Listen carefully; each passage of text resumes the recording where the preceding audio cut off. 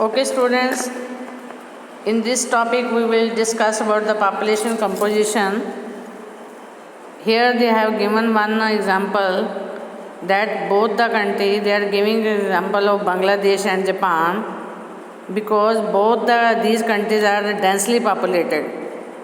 But on the other hand, they also give us the difference between the development or economic development of Japan as well as the economic development of Bangladesh.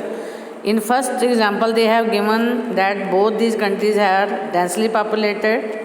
It means population is more, large number of people living in 1 square kilometer.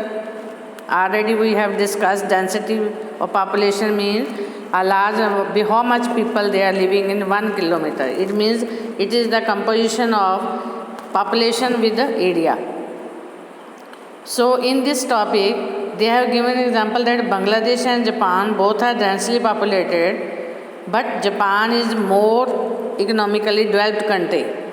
Bangladesh is not developed country. It means there is no comparison of the countries with the high number of population.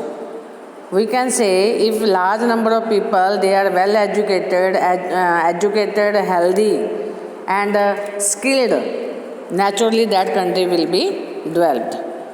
So next topic we will discuss population composition. Population composition means structure of the population. It means how much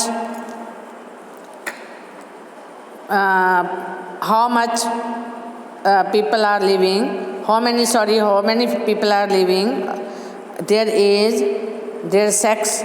Sex means ratio between men and women. Be large number of women are living in a particular country or a large number of men are living.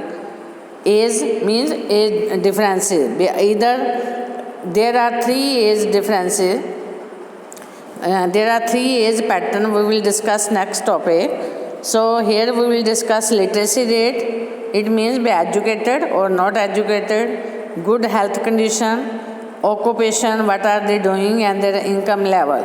All these are coming in a population composition. Population composition means structure of the population according to their age, sex, literacy rate, health condition, occupation and income level.